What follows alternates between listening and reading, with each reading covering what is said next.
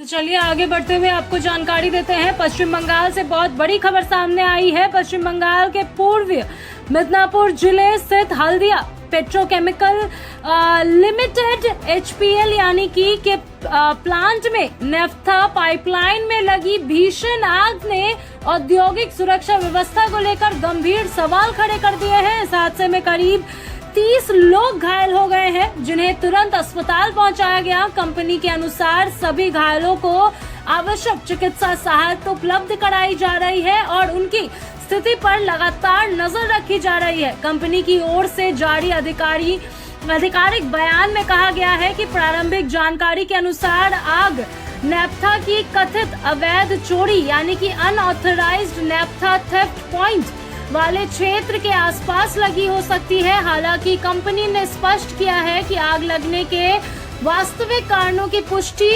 विस्तृत तकनीकी जांच पूरी होने के बाद ही की जाएगी। फिलहाल इस संभावना की गंभीरता से जांच की जा रही है कि कहीं पाइपलाइन से अवैध रूप से ईंधन निकालने की कोशिश के दौरान यह हादसा तो नहीं हुआ। हादसे के बाद प्लांट परिसर में तुरंत आपातकालीन सुरक्षा प्रोटोकॉल्स लागू किए गए। कंपनी की अग्निशमन इकाइयों के साथ स्थानीय दमकल विभाग ने मौके पर पहुंचकर आग पर काबू पाने के लिए व्यापक अभियान चलाया। समय रहते ही राहत एवं बचाव कार्य शुरू होने के कारण आग को अन्य उत्पादन इकाइयों तक फैलने से रोका गया, जिससे एक बड़ी औद्योगिक दुर्घटना टल गई। घटना के दौरान प्लांट में मौजूद कर्मचारी और संविदा श्रमिकों को सुरक्षित स्थानों पर पहुंचाया गया। घायलों को प्राथमिक उपचार देने के बाद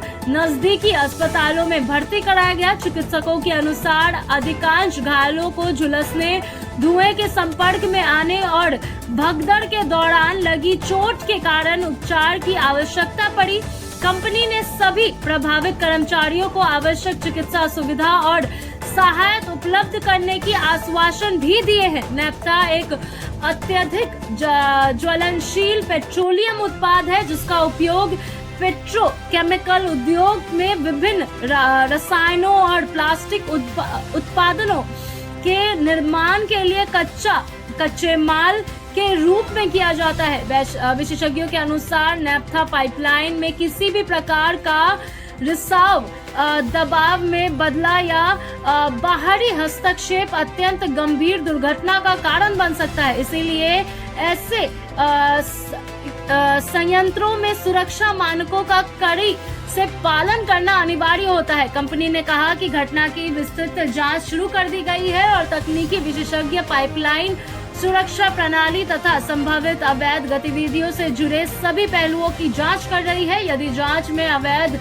ईंधन चोरी की पुष्टि होती है तो संबंधित व्यक्तियों के खिलाफ कानूनी कार्रवाई की जाएगी। साथ ही यह भी देखा जाएगा कि सुरक्षा व्यवस्था में कहीं कोई कमी तो नहीं रही है। औद्योगिक सुरक्षा विशेषज्ञों का मानना है कि देश में बड़े पेट्रोकेमिकल संयंत्रों में पाइपलाइन सुरक्षा निगरानी प्रणाली और नियमित निरीक्षण को और मजबूत करने की आवश्यकता है। आधुनिक तकनीकों जैसी real time leak detection system, CCTV निगरानी, सेंसर आधारित अलर्ट और नियमित सुरक्षा ऑडिट से इस प्रकार की घटनाओं के जोखिम को काफी हद तक कम किया जा सकता है। इस घटना ने एक बार फिर औद्योगिक क्षेत्र में ईंधन चोरी जैसे अवैध गतिविधियों पर प्रभावी नियंत्रण की आवश्यकता को उजागर किया है। विशेषज्ञों का कहना है कि यदि पाइपलाइनों के आसपास नियमित निगरानी और सुरक्षा व्यवस्था को मजबूत नहीं किया गया तो भविष्य में